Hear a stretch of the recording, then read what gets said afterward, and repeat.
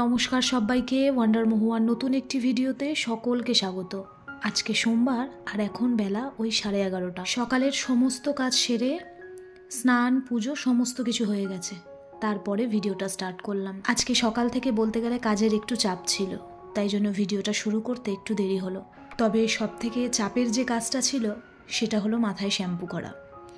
এই শীতকালে আমি মনে করি সব থেকে কষ্টের কাজ বা টেনশন চিন্তা যে কাজটা হলো সেটা হলো মাথায় শ্যাম্পু করা। এটা তো আমি পার্সোনালি মনে করি। তার সাথে সাথে আজকে আমি একটা চুলে প্যাকও অ্যাপ্লাই করেছি, হোমমেড, বাড়িতেই বানিয়েছিলাম। বেশ কয়েকদিন ধরে চুলটা এতটাই রাফ মনে হচ্ছিল, তার জন্য আজকে ওই প্যাকটা বাড়িতে বানিয়ে চুলে অ্যাপ্লাই করলাম। আর রাস্তার পাশে ফ্ল্যাট হওয়াতে ধুলোটা এত পরিমাণেই, তাই স্কিন হেয়ার এই সমস্ত কিছু রাফ হয়ে যাওয়াটাই স্বাভাবিক। আর সামনেই যেহেতু বিয়ে বাড়ি, তাই আমি মনে করলাম আমার স্কিন হেয়ার এটার একটু টেক কেয়ার করা প্রয়োজন। তাই আজকে সকাল সকাল এই সমস্ত কিছু সারলাম। আর এখন যেহেতু শীতকাল, আর শীতকাল মানে স্নানের পর কিন্তু একটা কাজ বেড়ে যাওয়া, এই যে ভালো করে ময়শ্চারাইজার অ্যাপ্লাই করা, লোশন অ্যাপ্লাই করা, নইলেই তো স্কিনটাকে আর দেখার মতো থাকে না। আচ্ছা, এই দিকে আমি কিন্তু স্নান পুজোটা করে উঠেই ভাত আর প্রেশার কুকারে ডালটা সেদ্ধ হতে বসিয়ে দিয়েছিলাম। আজকে যেহেতু সোমবার, তাই নিরামিষ রান্না বান্না। তো ভাত আমার ফুটে গেছে আর প্রেশার কুকারে কিন্তু সিটিও এসে গেছে, মটর ডাল সেদ্ধ হতে বসিয়েছি।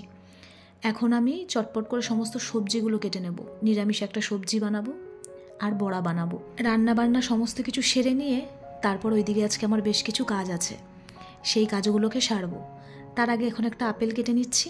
আমি প্রত্যেক দিনই ওই 12টা থেকে 1টার মধ্যে যে কোনো একটা ফল খাওয়ার চেষ্টা করি। আর ডোডোকেও মাঝে মধ্যে আমি স্কুলে ফল দিয়ে দিই, কিন্তু স্কুলে ফল দিলে আমি ঠিক ওকে ভরসা করতে পারি না যে ও খায় কি না, তাই ওকে আমি ও যখন স্কুল থেকে আসে তখন খাইয়ে দিই। জানি বিকেলবেলায় ফল খাওয়াটা হয়তো ঠিক না, কিন্তু কিছু করার নেই। তবে ছুটির দিনে আমিও আমার সাথে সাথে এই টাইমে ওকেও একটা করে ফল দিই। বিয়েবাড়ির সিজন তো অলরেডি শুরু হয়ে গেছে, তো আমারও কিন্তু এবার বেশ কিছু বিয়েবাড়ি আছে। পরশু দিন থেকেই কিন্তু আমার শুরু হয়ে যাচ্ছে বিয়েবাড়ি, মানে বুধবার। তারপর মাঝখানে বৃহস্পতি আর শুক্রবার বাদ দিয়ে আবার শনিবার থেকে টানা বুধবার অবধি চলবে আমার বিয়েবাড়ি। তারপর আবার ডিসেম্বরেও প্রায় 1-2টো বিয়েবাড়ি আছে। বুধবার দিনকে আমাদের 2টো বিয়েবাড়ি নিমন্ত্রণ আছে। একটা আমার শ্বশুরের চেনা পরিচিতর মধ্যেই, তার মেয়ের বিয়ে। আর একটা হলো অজয়ের ডান্স ক্লাসে ডোডোদের গ্রুপেই ডান্স করে তার দিদির বিয়ে। এর আগের ব্লগে আপনাদেরকে দেখিয়েছিলাম, ডোডোর সাথে খেলতে এসেছিল বাড়িতে বেশ কয়েকটা বাচ্চা, ওরা ডান্সের প্র্যাকটিস করছিল বলেছিলাম আমি। তো তারই দিদির বিয়ে। তো আমরা তো 2টো বিয়ে বাড়ি একসাথে অ্যাটেন্ড করতে পারবো না। একটাতে যাবে আমার শ্বশুর মশাই, আমার ভাসুর, যা এরা, আর একটাতে যাব আমি, অজয়, ডোডো। 2টো বিয়ে বাড়ি কাছাকাছি, জানেন তো, পাড়ার মধ্যেই, বেশি দূর যেতে হবে না। আর রবিবার যে বিয়ের কথা বলছিলাম, মানে শনিবার থেকেই আমরা সব একসাথে সেখানে উপস্থিত থাকবো। সেটা হলো আমার বান্ধবীর ভাইয়ের বিয়ে। বান্ধবী মানে একদম ছোট্টবেলার আমরা 3 বান্ধবী। যখন আমরা ঠিকমতো কথাও বলতে পারতাম না, ঠিক তখন থেকে আমরা 3 বান্ধবী, আমরা 3টে জুটিদার। তবে বিয়ের পর আমাদের যার যার ঠিকানা আলাদা হয়ে গেছে। আমি এখানেই রয়ে গেছি, এক বান্ধবী চলে গেছে রাজস্থান জয়পুর, আর এক বান্ধবী চলে গেছে কুচবিহার। তো যে বান্ধবী জয়পুর থাকে তারই ভাইয়ের বিয়ে। তো 28-29 তারিখের মধ্যেই ওরা দুজনে কলকাতায় চলে আসছে, আর 3 জনে আবার অনেক দিন পর একসাথে এক জায়গায় হব। বলতে গেলে ওই বছরে একবার হয়তো আমাদের দেখা হয়। মানে আমার যে বান্ধবী জয়পুরে থাকে ও সব সময় আসতে পারে না, ও বছরে একবার কালী পুজোর সময় আসে। তবে ভাইয়ের বিয়ের জন্য এবছর কালী পুজোয় আসেনি, এখন আসছে। যাই হোক, আমি আমার বিয়ে বাড়ির জন্য যে শাড়িগুলো সিলেক্ট করেছি, কোনটা পরবো না পরবো সমস্তটাই আজকে বার করে নিলাম। আর এই যে আমার হাতে শাড়িটা দেখছেন, এটা আমার ভীষণ পছন্দের শাড়ি। এটা আমি এই বছর নিয়েছি, আমার বাবা আমাকে দিয়েছে। আমার মনের মতন কালার, মনের মতন ডিজাইন, ওভারঅল আমার অত্যন্ত কাছের একটা প্রিয় একটা শাড়ি আপনারা বলতে পারেন। তো এটা আমার রিসেপশনে পরার ইচ্ছা আছে। আর এই দেখুন, শাড়িটা পুরো খুলেই গেল। যাই হোক, খুলে যখন গেছে আপনাদেরকে আমি একবার ভেতরের লুকটা একবার ভালো করে দেখিয়ে দিচ্ছি। এই দেখুন, পুরো শাড়িতে এরকম সিকোয়েন্সের কাজ করা রয়েছে, খুব লাইট ওয়েটের মধ্যে। তবে আমি এই ধরনের কালারের যে কোনো জিনিস পরতে ভীষণ ভালোবাসি, তাই শাড়িটা আমার এক দেখাতেই পছন্দ হয়ে গেছে। ব্লাউজও বানিয়ে নিয়ে এসেছি। আর বুধবার থেকে যে বিয়েবাড়ি আছে তার জন্য এখানে সমস্ত কটা শাড়ি আমি বার করে নিয়েছি, আর তার সঙ্গে ব্লাউজগুলো।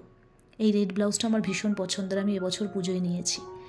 এই হলুদ 2টো যে শাড়ি দেখছেন, এর মধ্যে যে কোনো একটা হয়তো গায়ে হলুদে পরবো, তবে কোনটা পরবো এখনও ঠিক নেই। এর সঙ্গে লাল ব্লাউজটাও ভালো লাগবে, আর এর সঙ্গে হচ্ছে এই ব্লাউজটা। আর এই শাড়িটাও আমি এবার পুজোয় নিয়েছি। আর প্রত্যেকটা শাড়ির সঙ্গেই তো আলাদা আলাদা ব্লাউজ রয়েছেই, তবে আমরা 3 বান্ধবী ঠিক করেছি আমরা এক জায়গায় হয়ে ঠিক করব কোন দিন কোনটা পরবো। আর এই যে সবুজ শাড়িটা দেখছেন, এর সঙ্গে যে ব্লাউজ পিসটা ছিল ওইটা আমি বানাইনি, কারণ কাপড়টা খুব একটা ভালো ছিল না, তাই এই লালটার সঙ্গেও কিন্তু ভালো লাগবে। আর আমি একটা নেকলেসও কিনেছি, তবে আগেই বলে দিই গোল্ডের কিন্তু নয়।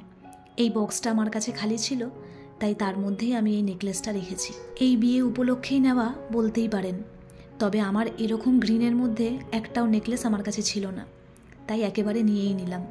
আমার ভীষণ পছন্দ হয়েছে জানেন তো, খুব সুন্দর আর লাইট ওয়েট। তবে আসার পরে আমি একবারও আমার গলায় দিয়ে দেখিনি যে এটা পরলে আমাকে কেমন লাগছে। তবে চলুন আজকে আপনাদের সামনেই একটু গলায় দিয়ে দেখবো আর ইয়াররিংসটাও পরে দেখবো যে কেমন লাগছে। গত পরশুই পার্সেলটা এসেছে, তবে আমার আর সময় হয়নি, জাস্ট খুলে দেখেছিলাম যে জিনিসটা ঠিকঠাক আছে নাকি। আমি ভীষণ সিম্পল হালকা লাইট ওয়েটের মধ্যে জিনিস পছন্দ করি। আমার কোনো জিনিসই ওভার দ্য টপ ভালো লাগে না বা হেভি কোনো জিনিস ভালো লাগে না। তবে এই নেক পিসটা আমার ভীষণ পছন্দ হয়েছে, খুব লাইট ওয়েট। তবে যখন পুরোপুরি রেডি হয়ে পরবো তখন হয়তো আরেকটু দেখতে বেশি ভালো লাগবে। আর ইয়াররিংসটাও কিন্তু খুব একটা ভারী নয়, একদম হালকার মধ্যেই। ওভারঅল নেকলেসটা আমার ভীষণ পছন্দ হয়েছে, আর এটা কিন্তু আমি অনলাইন পারচেস করেছি। যাই হোক, নেকলেসটা আবার ওইভাবেই রেখে দেবো। আসলে এই জাতীয় যে জিনিসগুলো হয় এগুলো তো ভীষণ সূক্ষ্ম হয়, তাই এগুলোকে যদি একটু যত্ন করে রাখা হয় তাহলে বেশ অনেক দিন ভালো থাকে। আর এর মধ্যে যে ছোট ছোট স্টোনগুলো থাকে ওগুলোও না পড়ে যাওয়ার ভয় থাকে না। তবে শাড়ি ব্লাউজগুলো এখন এখানেই রাখবো, কারণ আমার এখন জানলা দিয়ে হালকা একটু রোদ আসছে, তাই শাড়ি ব্লাউজগুলো এখন এখানে থাক। পরে এই যে বিয়েবাড়ির জন্য যে শাড়িগুলো বার করলাম এগুলো আলাদা করে একদম রেখে দেবো, যাতে বিয়েবাড়ির তাড়াহুড়োর মধ্যে আমাকে বেশি খোঁজাখুঁজি করতে না হয় আর যেন কোনো ঝামেলায় না পড়তে হয়। চলুন আপনাদেরকে আমি আর একটা নেকলেস দেখাই। তবে এটা এখন কিনিনি, এটা কিনেছিলাম আমি আমার ভাসুরের রিসেপশানে। এটাও একটা ভীষণ সুন্দর একটা কুন্দনের সেট। আমি আমার ভাসুরের রিসেপশানে যে লেহেঙ্গাটা পরেছিলাম তার সঙ্গে ম্যাচ করে আমি এই সেটটা কিনেছিলাম। আর এই সেটটা আমি কিনেছিলাম এসপ্ল্যানেড থেকে।